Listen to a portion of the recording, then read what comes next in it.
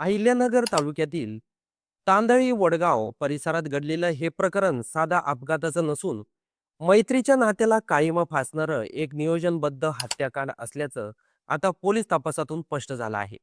चला तर जाणून घेऊया हे प्रकरण काय आहे. सुरुवात होते 19 जानेवारीच्या रात्री. मृत संदीप ताराचंद लगड, वय फक्त 32 वर्ष, हा आपल्या दोन जिवलग मित्रासोबत ऋषिकेश बाळासाहेब हिंगे, राजेंद्र रमेश घोंगडे वाळकी शिवारातील हॉटेल जंगली येथे जेवणासाठी गेला होता. तिघेही एकमेकांचे जवळचे मित्र, पण त्या रात्री जेवताना काही कारणावरून त्यांच्यात जोरदार वाद झाला. नेमका वाद कशावरून झाला याची अधिकृत माहिती समोर आलेली नसली तरी तो वाद गंभीर स्वरूपाचा होता, असं पोलिसांच्या तपासातून स्पष्ट होतं. जेवण झाल्यानंतर तिघही आपापल्या मार्गाने निघाले. संदीप मोटरसायकलीवरून घरी जात होता.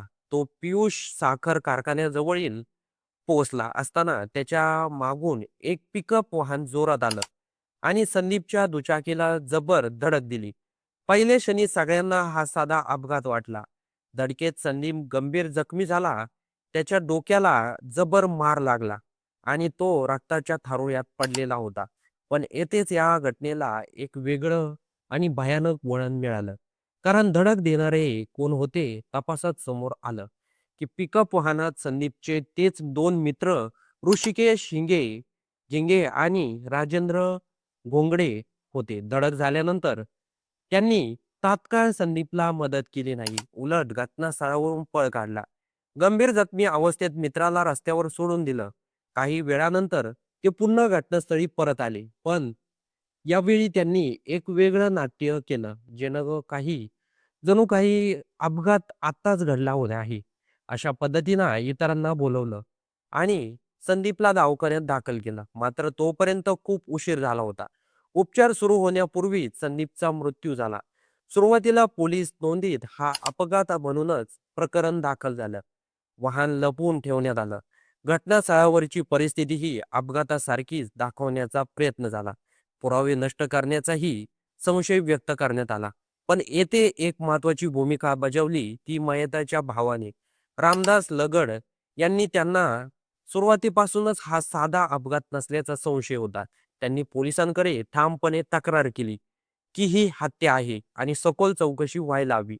त्यांच्या मागणीनुसार प्रकरणाची चौकशी गंभीरपणे सुरू झाली. पोलीस अधीक्षकांच्या आदेशावरून स्थानिक गुन्हे शाखेने तपास हाती घेतला.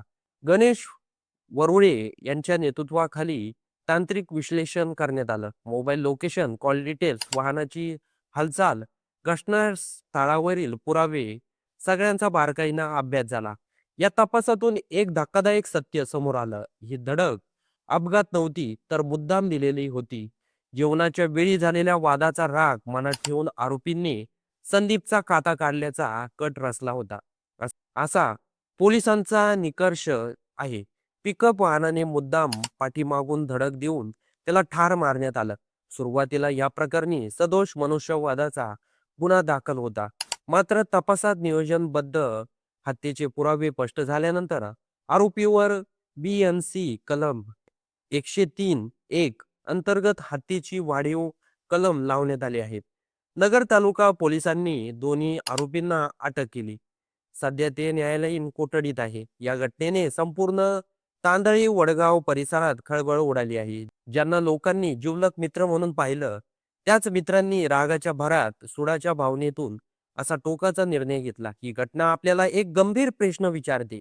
वाद कितीही मोठा असो, तो जीव घेण्या इतका मोठा असू शकतो का?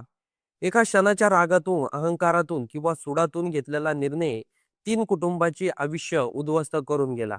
संदीपचा जीव गेला, आरोपीचं आयुष्य तुरुंगात गेलं आणि दोन्ही कुटुंबावर दुःखाचं सावट पसरलं.